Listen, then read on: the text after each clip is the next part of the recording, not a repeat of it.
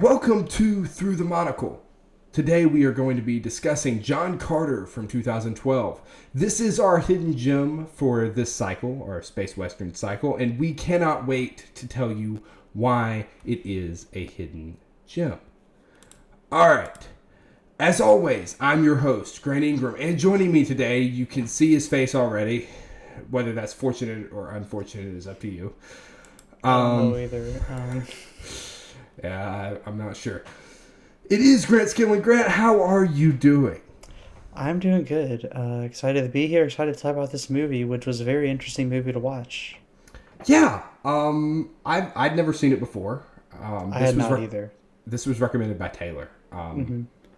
Yep. Who, if you don't know Taylor, I don't know why you're here. If you don't know Taylor and you're watching this, very confused. Taylor is the culture nerd himself. Yes, he is, and he is quite cultured. So, John Carter is a movie, came out in 2012. It was directed by Andrew Stanton, not John Carlo Stanton. That would be interesting. Might have been better, but that's another thing. Well, so he wrote it with Mark Andrews and Michael Chabon, based on a book from 1912 titled A Princess of Mars, the first book in the, quote, Barsoom series of novels by Edgar Rice Burroughs. This movie was made by Disney. I don't know if you remember it coming out, or you couldn't tell it was made by Disney, but it was. Yeah. If you remember it coming out, I'm surprised because they marketed it terribly. Marketing? What's that? Yeah. So, I guess we're gonna depart from our format a little bit here because, well, it's more interesting that way, and also. This isn't a classic movie that everyone's seen, I don't think, because if they had seen it, we'd probably have 3 of them by now. Yeah. If it made more than the budget when it came out, we might have seen another one. Maybe. Economics. What? Yeah. It is credited for killing Disney. Like, Disney used to take risks on movies, and they don't anymore. This movie is why. I mean... I can't blame them. Yeah. Of course, had they marketed it... Anyway, Grant, I know you wanted to talk about some of the backstory into it. Would you like to discuss the development hell that this film went Yes. So... Something I did not know, but is in the trivia section on IMDb, is that this movie, they say probably, I'd be surprised if any movie took longer to develop than this one. This thing was in development for 79 years. Yes, Jeez. 7-9 put together, not 729, 79. Pre-production started in 1931 when the director of Looney Tunes, Robert Clampett, approached the author to make an animated feature out of the first book of the series, The Princess of Mars, which became this movie. Had the plans actually gone through the way they were hoping, it would have beaten Snow White and the Seven Dwarfs. It would have been the first animated movie. Wow. Then it took 79 years. 1931 is when it started production, or pre-production. January 2010 is when filming started. Though, to be fair, I'm sure between 1931 and 2010, there were a few breaks and it changed studios a few hundred times, and nobody really knew what they wanted to do with it. Yeah. Yeah, and so another kind of funny thing based off of that is the writer, whose name is Edgar Rice Burroughs, his estate now holds the rights to the movie. So the film was just a disaster, financially. Yeah. They reported an $84 million loss in the first quarter of 2012. The movie, I think the listed production was $250,000. Grant said it hit about $300,000. Million. Million, yes. Had it only cost that much, it would have made money. It would have been close. No, so the listed budget on Wikipedia, which it's Wikipedia, I changed it this morning, but still, it's $306.6 million as a gross budget. Now, the net budget, which includes some of Hollywood's shady accounting, where they tax write-offs and whatnot. It ended up costing $263.7 million, and it grossed $284.1 million. Now, part of that, which if you're doing math here, it did technically squeak it's a profit. 2023. It's 11 years after the movie came out, and it's what, 30 million above the sketchy budget. Yeah, but keep in mind that's based on box office. That's not that's not DVD sales and Disney Plus viewings and all that. But if you look at the Rotten Tomatoes, which we so happen to have here, yikes. It exists. It's a movie that exists. Yikes. Yeah, it's not good. I personally think Rotten Tomatoes is wrong, and we'll get into that in a minute. I think it's wrong. I think it's low. However, I think it's lower than you think it is. I mean, I'm not going to sit here and argue that this was the greatest film ever made. But I will say that had they actually marketed the movie, it would have made money. Like, if you re-release this film today and you call it John Carter of Mars or A Princess of Mars or literally anything other than just John Carter, who sounds like the guy I met at Dollar General yesterday, who was buying root beer for his grandkid and beer for himself, this movie would make money, right? So one of the reasons it's referred to as a terrible marketing campaign is because when they were naming the movie, they forced the people naming it to remove Princess and Mars, because they were afraid that if they called it a princess movie, guys wouldn't show up, and if they mentioned the word Mars, then women wouldn't show up, and they were banking on Taylor Kitsch, I believe that's how you pronounce his last name, and his bare-chested antics for the entire movie driving in women, and they were afraid that if that brought them in, Mars would keep them away.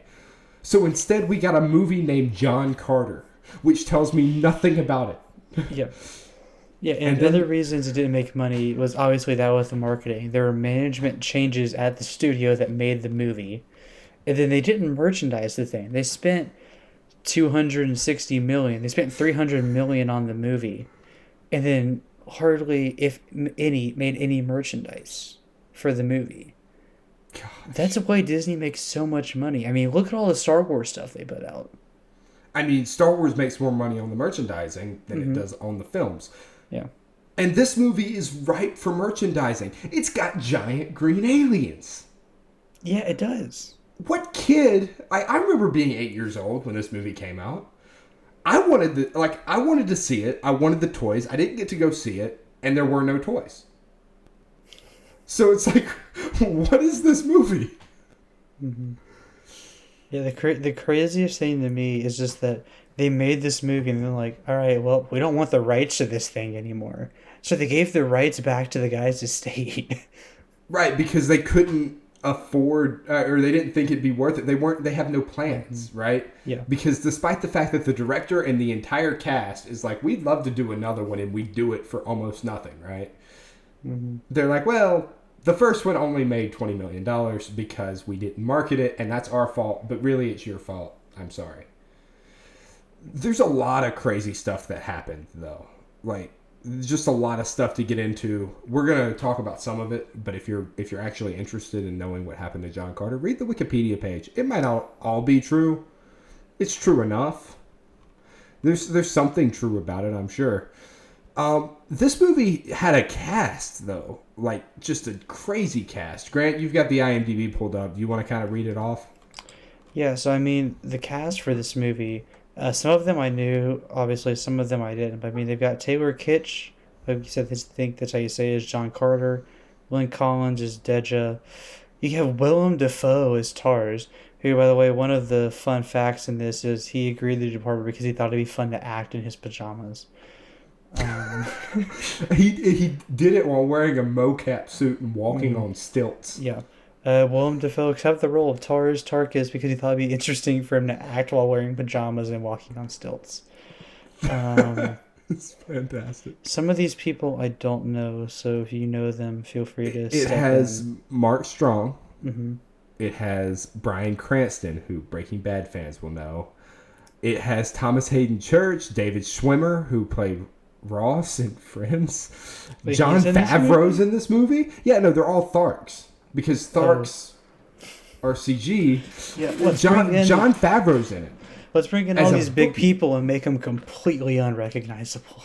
Yeah, which I mean is fine, right? Like that's one thing. It's another to make them completely unrecognizable and just market it based on a shirtless dude in the desert.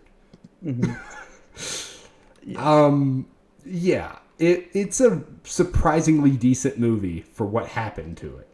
Yeah. So if we want to go ahead and get in the movie, do we want to do spoilers, or do you want me to kind of go through the storyline as told on IMDb, and then we can kind of go into it and some of the stuff it does well and some of the stuff that it doesn't do well? I want to do that and then maybe go into spoilers, but I do want to talk specifically about title changes. I know I mentioned it, but this is entertaining. I'm getting this again from the Wikipedia. So Stanton changed the title from John Carter of Mars, which is what it should have been named. There's a comic book series. It should have just been Heck, that. it's how the movie ends, is them saying John Carter, like John Carter of Mars, and there he goes. Yeah. So anyway, he changed that to John, or he changed that from. I'm sorry, he changed it to that from A Princess of Mars because not a single boy would go see A Princess of Mars, and he's right. Yeah. Anyway, he later removed the of Mars to make it more appealing to a broader audience, calling the film an origin story about a guy becoming John Carter of Mars. Disney also reportedly believed that the sex appeal of the popular kitsch being shirtless throughout the movie would draw women to see the film, since women are believed by Hollywood to be averse to science fiction. In this account, Mars was excised from the title. So it's just a dude you met at Dollar General. That's it. And then... How many John Carters have you met in your life? Too many to count. Yeah. And he had planned to keep Mars in the title for the never-made future films. I wonder why. Maybe it takes place on Mars. Maybe that's the entire point of the movie, is that John Carter is on Mars. I don't know. I mean, I don't know. Maybe John Carter's at the Winn-Dixie across the street. John Carter of Winn-Dixie sounds like a plan to me. You know, that probably would have made more money. Probably, If it was a movie about a Winn-Dixie clerk, it would have made more money. If it had just said that. Yeah. Yeah. So after the film's release and subsequent failure, the truncated title was seen as part of the problem. What the heck is John Carter? What's the film about? Asked Peter Seeley, former marketing president at Columbia. I don't know who John Carter is. You've got to make that clear. Yeah. He's like, and then people don't say, I know what I'll be for Halloween. I'll be John Carter. They might as well have made the title of the movie Grant Skillen, because just as many people would have known the idea of what's going to happen in the movie if my name was the title as it was John Carter. The thing is, John Carter of Mars is a brand, and had been for years at this point. Like they're the old pulp books, the old comic books, and the old books. Like everyone, a lot more people know who John Carter of Mars is. Yeah. Gosh. It just ticks me off at this point. Some promotional materials even use the JCM logo. Like, why not just call it that? Yeah, I mean, I don't know. I mean, it's Disney too. You think Disney, like, okay, great, let's make this title the best thing we can to market it. Make sure people know who it is, and then bring people in. And what did they do? John Nah, Carter. we're good. No, I do love, though, that they're afraid that science fiction is going to turn off the women. So what are they expecting? They're going to see a trailer with all these flying things and aliens. They're going to be like, well, it's just about some guy named John Carter, and he's not wearing a shirt. At least he's not on Mars. At least he's not on Mars. Are you sure about that? Yeah, yeah. Okay, so now that we're about 15 minutes in, let's start talking a little bit about the movie. Yes. So this brief storyline description on IMDb is actually not that great in my opinion. Sorry, RCS0411 at yahoo.com. He just doxed the man. He put his email on here, so the one they have, and you can kind of add on to it because there's definitely more. John Carter, a Civil War veteran, a Confederate one, we'll add, who in 1868 was trying to live a normal life, is asked by the army to join, but he refuses and gets locked up. He escapes and is pursued. Eventually, they run into some Indians and there's a gunfight. Carter seeks refuge in a cave. While there, he encounters someone who is holding some kind of medallion. When he touches it, he finds himself in a place where he can leap incredible heights, among other things. He later encounters beings he has never seen before. He meets a woman who helps him to discover that he is on Mars, and he learns that some kind of unrest is going on. And that is the end of the storyline description on IMDb. Yeah, and that is fairly accurate. I forget exactly what I saw going into it, but I do know that like it wasn't actually like that. It was something much more truncated. It was a Civil War veteran finds himself on Mars, and I'm sitting here like, that can't be right. And then I'm watching the movie, and I'm like, is this the right movie? Oh yeah, we're on Mars. Yeah. Now there is another one of these, by the way, that came out in 2009, which was called A Princess of Mars, and probably made more money. I can't prove that, but probably. Yeah, so I don't know if we'll go ahead and get into this now, but one of the main problems with the movie is the plot is just all over the place. I Literally. mean, there are cuts where you're like, there's some context missing here. Like, it'll cut, like, okay, how do we get from A to B? How do we just jump from A to, like, F? Like, we missed B through E here. What is happening? Yeah, there was a lot to it that I was very confused on. And we talked a little bit before recording. You weren't quite sure if some of it was just you blinked and you missed it. Mm-hmm. I'm pretty sure that you could have had your eyes propped open by toothpicks and it just wasn't there. I had a hard time following it early on. Like, I was... Mm-hmm. Now, I understood Tenet on the first viewing, or at least pretended to, so I looked cool. I had a hard time following it. It was odd. Yeah. Like, just... Like, I didn't pick up the guy that had the medallion was the guy we saw earlier, and also a different guy, but the same guy, and now he's dead, but he's alive, and he's... Yeah. And then all the flashbacks to John's family. Like, what was that paying off? Was the family even mentioned at the beginning? Because I feel like the family just gets thrown in halfway through, and you're like, what the heck? Where's the family? It was. There was a short flashback when he's fighting, and maybe it's when he's in prison, and he just sees his wife, and that's it. Mm-hmm. It's over, and you're like, well, okay, so he has a wife, and maybe a kid, and... They should have told this thing in order. Mm-hmm. And that's part of what happened in reshoots. Yeah, but then he's like, screw them, I'm marrying the space princess. Because I'm assuming, I think they're dead. I think that's the whole Oh, yeah, story. Yeah, because they show that they died because he had to bury them. Yeah, and like, I would have given you a lot of credit for having known that, because they don't really make it clear. That's just what I'm guessing. So... I mean, given the bigger grave and the little grave, makes it seem like his wife and child have passed away and he had to bury them. That's right. We actually see him burying them, which was really dramatic, considering we didn't care about them. Yeah. Right?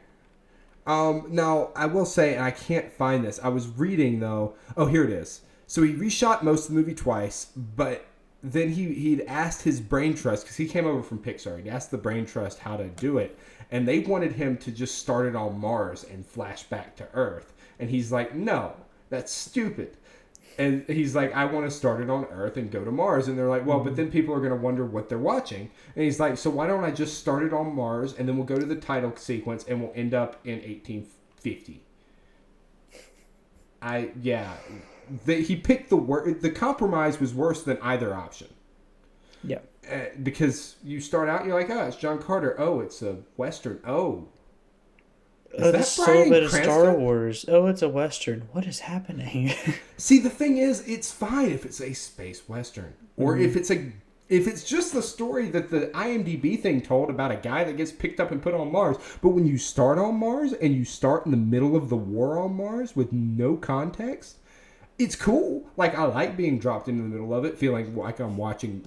It'd be like watching Empire Strikes Back before A New Hope.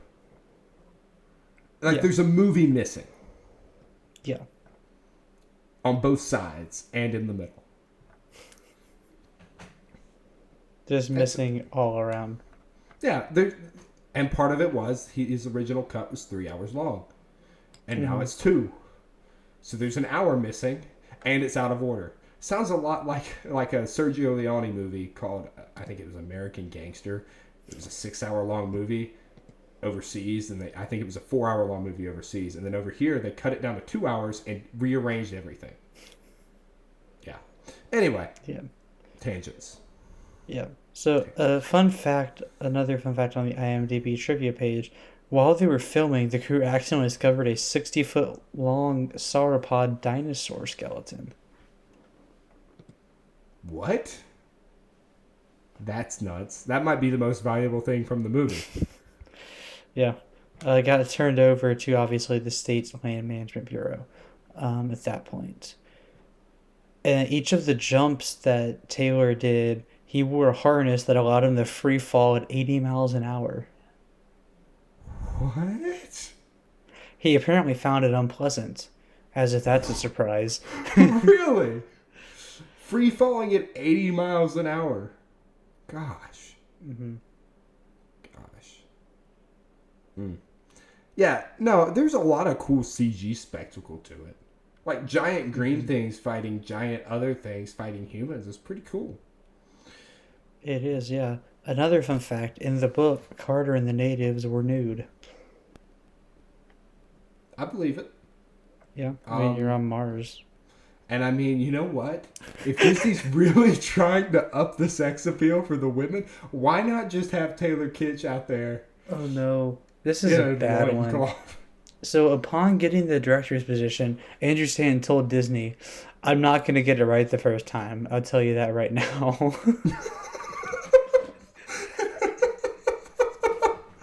Well, he was right.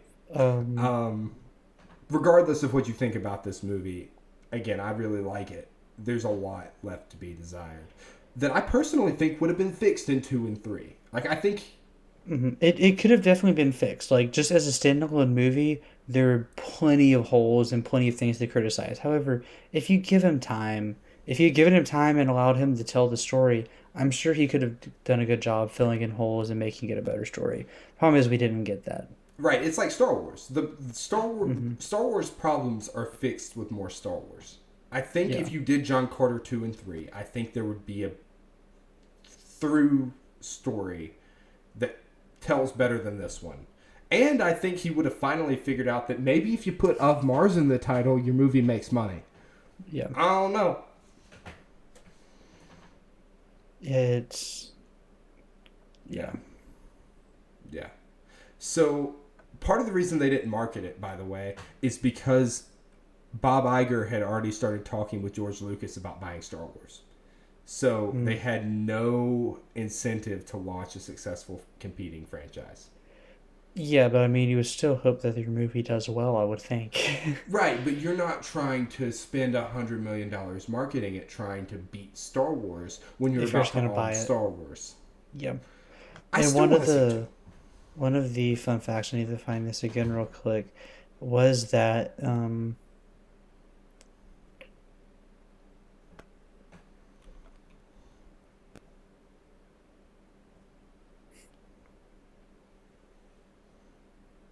what's that? It's a great question. Yeah, it is a good question. Where is this? Here we go. Okay, so one of the things is that Robert Zemeckis. Do you know who Robert Zemeckis is? By chance? Yeah, I know who Zemeckis is. He turned down the chance to direct this, quipping that George had already pillaged all of that with the Star Wars films, saying that George stole all the best elements to make Star Wars. Which is pretty much true. Yeah. The thing is, though, I like this movie better than I like Star Wars if it's done right. Like, I like what's here better than I like what Star Wars took. Yeah, there's definitely a lot there. It just leaves you wondering, like, it makes me wonder how or why they hired him, like why they hired Andrew Stanton to direct it in particular. Because there's a story there that, if told well, could bring in an audience and make people want more. And what did they do except just make it into a big heaping ball of fire and throw it into a volcano? Yeah, the thing is, though, I do want more. Like, I left it wanting to know what had happened before and after. Now, part of that is I think it's pretty darn cool that they took a Confederate general or a Confederate soldier and sent him to Mars. Like, that's just a unique idea in and of itself. So that's what it has on Star Wars, right? Yeah, then it's also got, like, at the end, it's got the trick where it's like, oh, I'm dead. Here's my body. Please protect me. He goes there. He's not actually dead. Shoots the guy, really gets cool. the medallion. Yeah, there were aspects that were like, okay, this is cool. There's places you could build from, but then you're like, but they just did such an awful job with it. How much can you really do?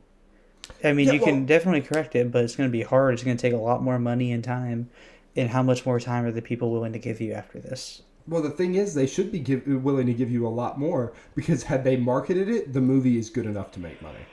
I've seen a lot worse movies make a lot more money. Oh yeah, no, it's definitely should have, and for sure could have made money had it been marketed correctly, but yeah. So what I'm saying is, if it had made money, they'd be willing to give him that extra money to fix it. I honestly, some of the marketing stuff is just interesting. For example, the guy that was the head of Walt Disney Studios marketing was a guy named M.T. Carney, an industry outsider who had never marketed a movie. So the director refused marketing ideas and then, like, alienated young people with using a Led Zeppelin song during the Super Bowl commercial. Yeah, and kind of like the director, like you're kind of saying, he had a lot of control of the marketing, and he was like, oh, everyone's just going to see the name John Carter and know what the heck we're talking about. Yeah. Nope. And when they made the first trailer, they didn't have any of the big special effects shots that would be what you would want in that first trailer to bring people in and want to see more. They didn't have that. They put out a crappy trailer, it sounds like, and bada book, bada boom. But again, crappy trailer is fixed if I know what the movie's about. If you don't name it John Carter, and if you name it John Carter of Mars and then come out with a movie that doesn't have the special effects finished, and you just show me John Carter on Mars, I'm like, okay, cool. This is a movie about John Carter of Mars. If you name a movie John Carter and you don't have the special effects done, it again looks like John Carter's making a long walk to Dollar General. That's simple. There is nothing there if there are no giant green aliens. Mm-hmm. Yep. Just saying. Because you know what happens if you Google John Carter at this point? You don't get John Carter of Mars. But if you Google John Carter of Mars, there are a bunch of comic books you can find. You can find stuff. That means you can actually find better things to look at and know the story. Yeah. They also were a little worried after Conan the Barbarian died, and so they didn't market it because of that. And Cowboys and Aliens, which we're going to review later, also led to them not marketing it as a Western because people didn't like Westerns. And so it just sucked. Yep. And it didn't help that Disney's chairman at the time, who was the one that came in and approved the budget and approved the film, came from a television background and had no experience with feature films. It's a constant theme around this movie that from top to bottom, no one had experience with this. It's like they were all learning on the fly and just... Yeah. Apparently during the preview, by the way, it was rated as very good or excellent with an average audience approval of 75%, and then they reshot it.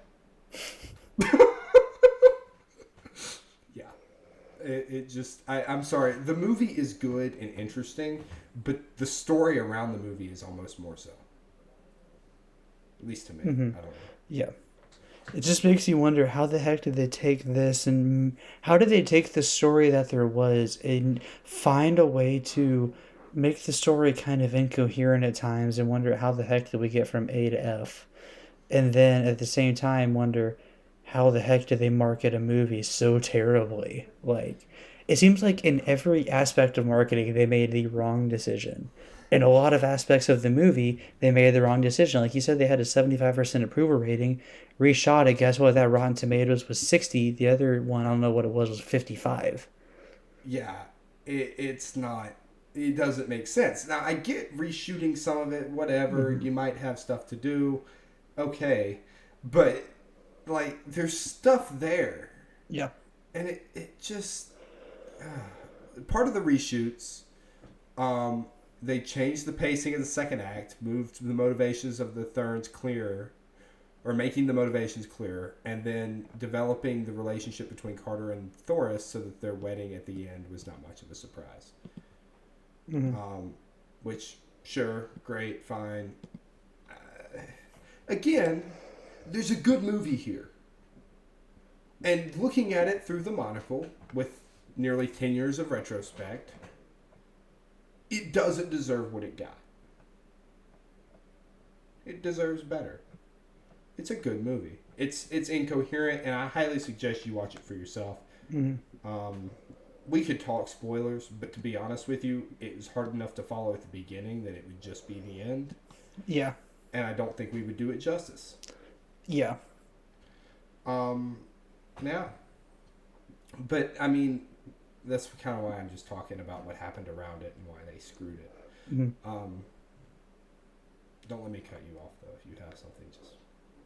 I mean, yeah, they're by the end of the movie, you're like, oh hey, there's like redeemable parts of this movie. There's like some good, like, hey, this is what they can actually do stuff well in parts. And then you're like, but how the heck did we get here from the beginning? It just doesn't connect well.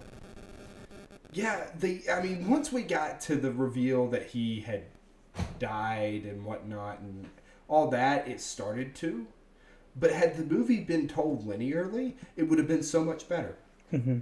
You pick Yeah. it. If you want to start on Mars and flash back, great. If you want to start on Earth and go forward, great. Yeah. Just tell me that. Instead, I spent the first hour thinking about what had happened, and then the next hour being like, oh, that's what happened. But had you told me that, I'd have just been enjoying the whole thing. Yeah. And again, it's fixed if you make more of them. Come on, Disney. How stupid are you?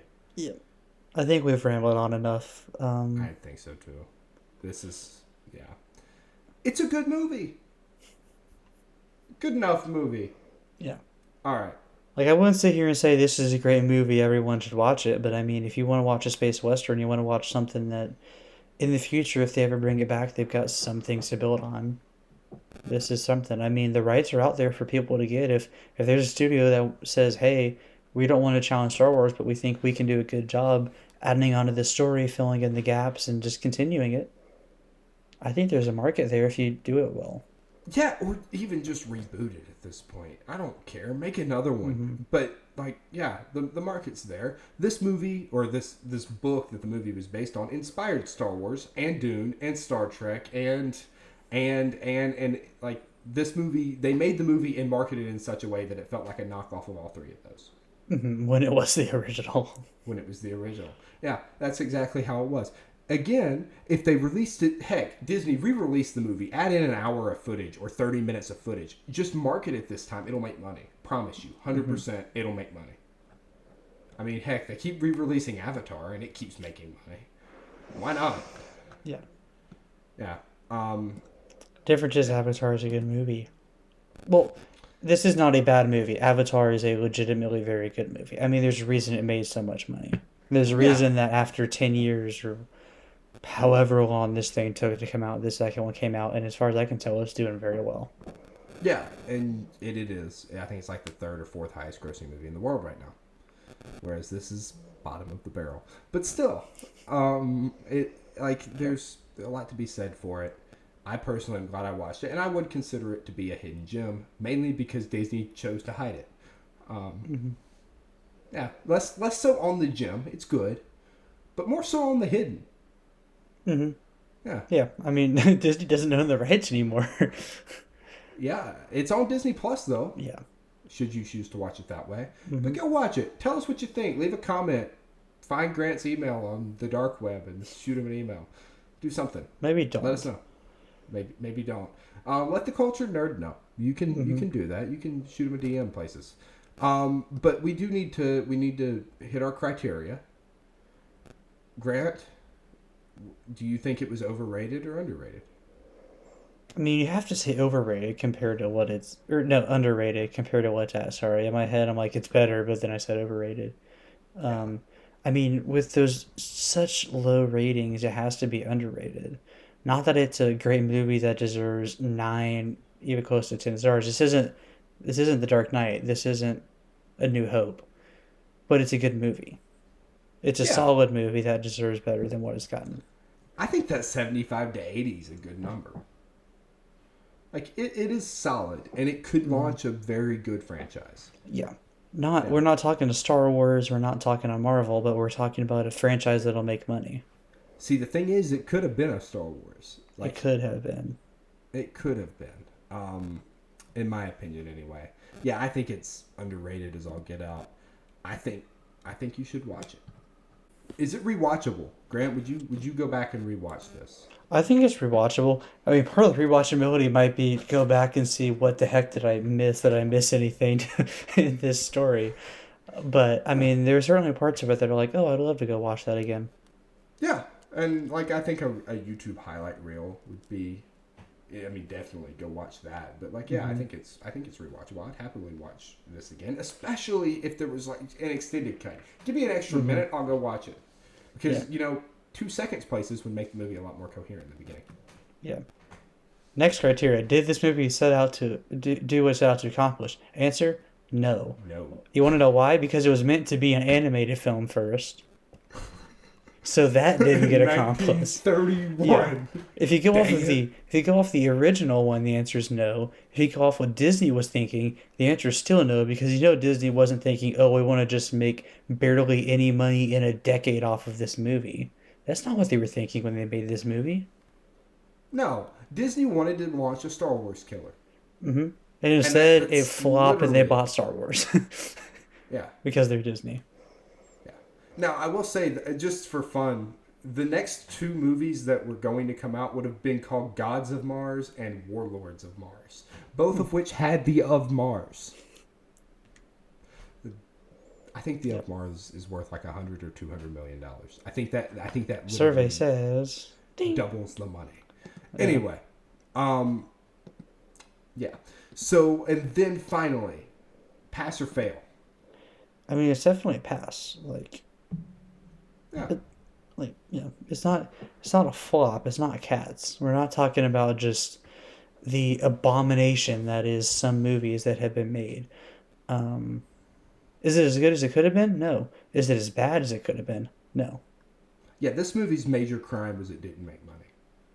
Mm-hmm. It was not there, and this is part of why I kind of leaned away from the story in this. There was no major issue with the film itself. I would say an issue would just be the fact that it seems to skip around and doesn't always provide context for some of the stuff that happens. Right. But I mean, a lot of movies do that. It's kind of hard to avoid.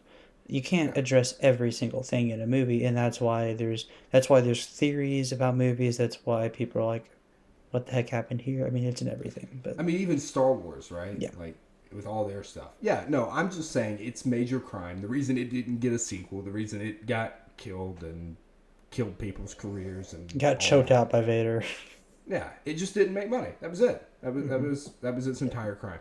I think it's a pass. And I will say, we mentioned this last week, the reason we do pass-fail here instead of a letter grade, like you'll hear on a lot of other shows, is because movies like this are going to get a C or a B minus, maybe. I give it a B. It'd be between a C, like a C and a B minus is a solid place for this to go. And that's a passing grade.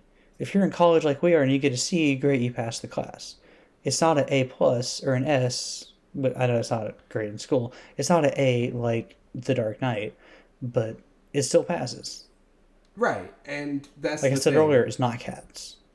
Yeah, and if you're sitting here listening though, and you hear us give it a C, and you're like, "Well, I was interested, but obviously it's a C," you're not going to go watch it. It's a pass. Yeah. It is passing. It is like I wish we had a better name for it. And if you're still here, first off, thank you. Second off, please give us a good name for the pass fail thing. Maybe I don't know, 24 karat and a dud, or fool's gold. Maybe that's it. Because the monocle thing, like jewelers. I don't know. But yeah, it's a pass. It's a good enough movie. And like if you're into action movies, this has got some fantastic action. If you're a Civil War historian and you want to hear about how this guy ended up on Mars, it's a true story. Though you're not looking for a real history, but yeah. Yeah, no, I mean it's a true enough story, right? Like, there's a dude. I mean, we saw him, right? He was up there with the aliens. Yeah, if you're a Civil War historian, Yeah, or Mark an Hamill went to astronomer. space and played with lightsabers and. Yeah, I know. I mean, who talks like that, George? But yeah, I think it's good. Not just the men, but the women and the children too. If you enjoyed the show, go check out our Patreon at patreon.com/theculturednerd. There you will be able to find all the shows and just the network itself, and you can support those. And if you want to support us specifically, just click on Through the Monocle and find a way to give us your money. I'm pretty sure that Patreon will direct you to how to pay us, and we greatly appreciate that. It really does help keep the lights on and the fancy graphics and the software, and it makes sure Grant gets paid and gets to eat breakfast in the morning. Yes, I need food. Yep, he does. He's starving. Yep. As always, I've been your host, Grant Ingram. And I've been your co-host, Grant Skillen. Thank you to each of our Patreon supporters. And thank you to Jose Navarro for the logo. Yep. And as always, thank you for joining us. Leave a like and subscribe. And if you want to check out the rest of the Cultured Nerds channel, scan that little QR code right there. And if you want to go check out our other show, Much Talk About Nothing, which I've been wearing the hat the whole time, that's subliminal marketing, something else Disney didn't do. You can go click on that right QR code right there, and that'll take you there. We just interviewed Gabe Lee. Go check that out. It'll be a lot of fun. Anyway, thank you so much for coming, and we'll catch you next week.